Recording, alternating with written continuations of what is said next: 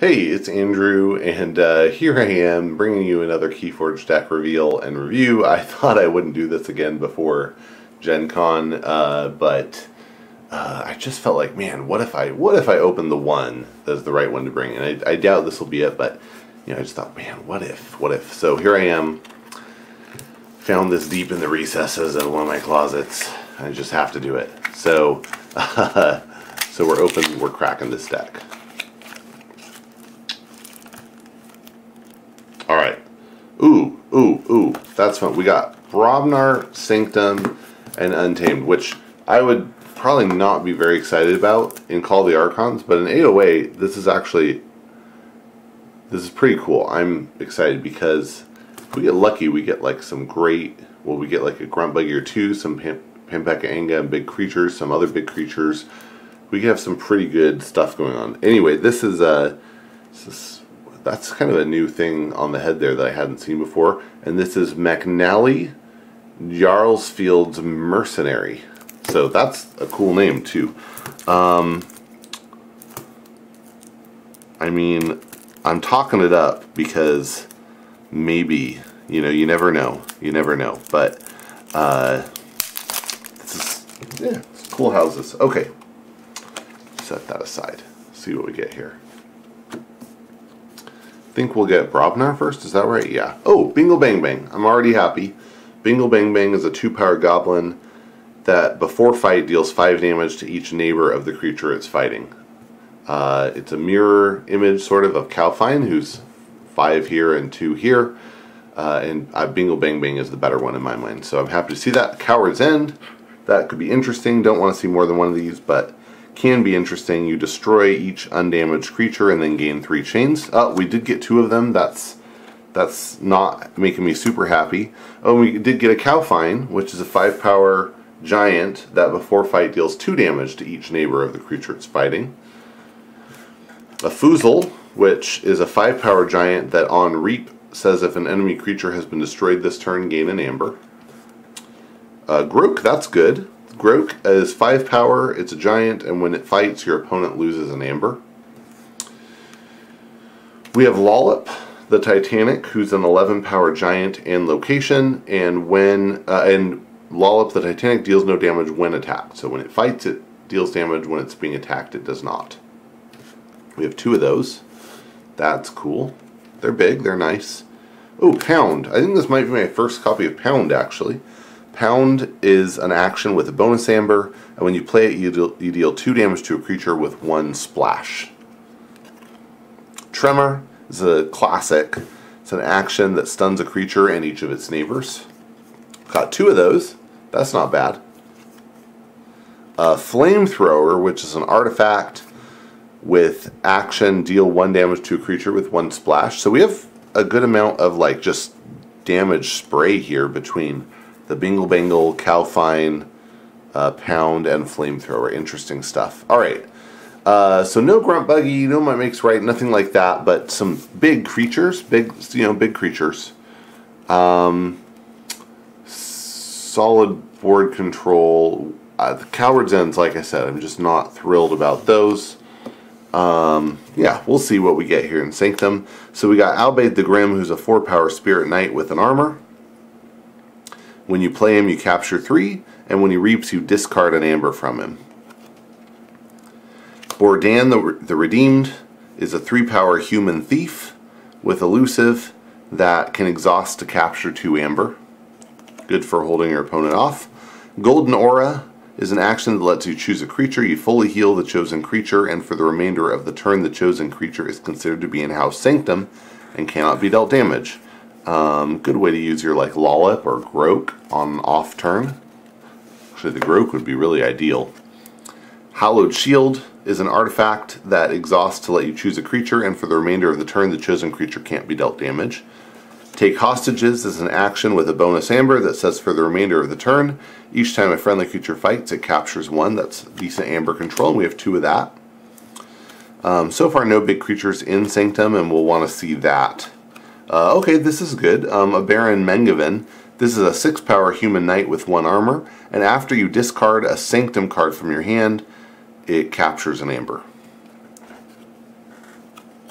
Free Markets is an action that when you play it gains you an amber up to 6 for each house represented among cards in play except for Sanctum. So you can really potentially get up to 5 amber from playing that if you and your opponent each have a creature from each house. Radiant Truth gives you an amber, and it's an action and it stuns each enemy creature that is not on a flank. That's good soft board control. Rothay the Fierce is awesome. It's a 4-power human knight with 2 armor, taunt, and hazardous 4. So I mean you have to deal 6 damage to kill it, and you have to, in one shot anyway, and you have to be over 4 certainly, or you're just going to die to the hazardous before, and can't get anything done. And it has taunt, so it protects your little creatures. Now, is there anything we would want to protect with this? Maybe Baron, maybe like Bordan or Albaid, I guess. Yeah, that'd be okay. Maybe we want to protect maybe the Foozle with it. I don't know about that. The Spirit's Way is an action that destroys each creature with power 3 or higher. And, ooh, we have Epic Quest, which when you play it, archives each friendly knight creature in play, and if you have played 7 or more Sanctum cards this turn, you sacrifice Epic Quest and forge a key at no cost. Let's see, how many knights do we have here? Albaid, not Bordan. Baron Mengevin. And Rothay. And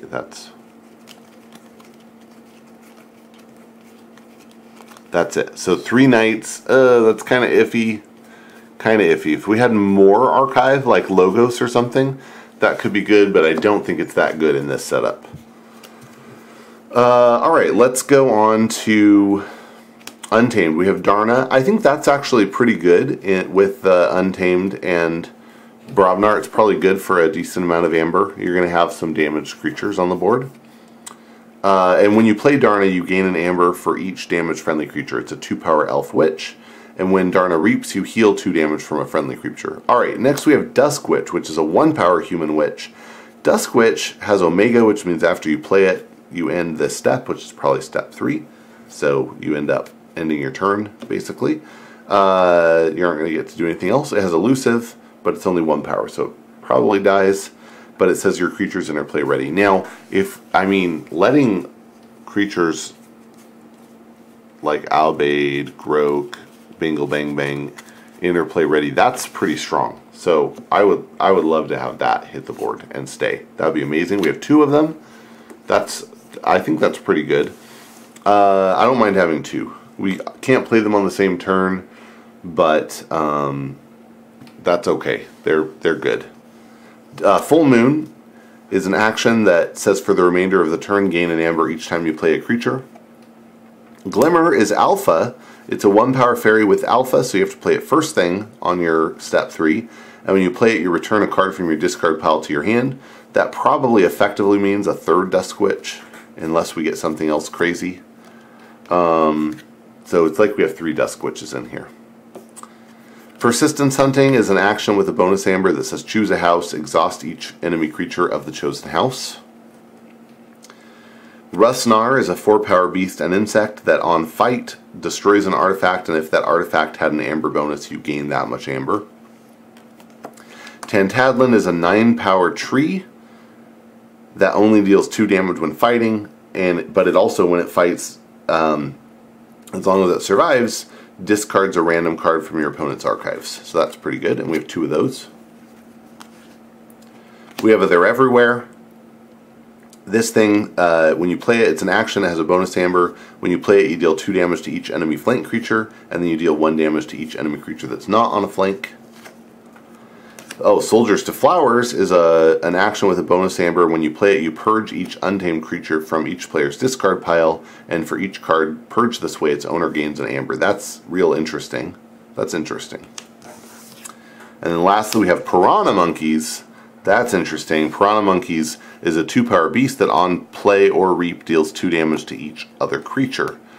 That is making me sad because it would kill Dusk Witch.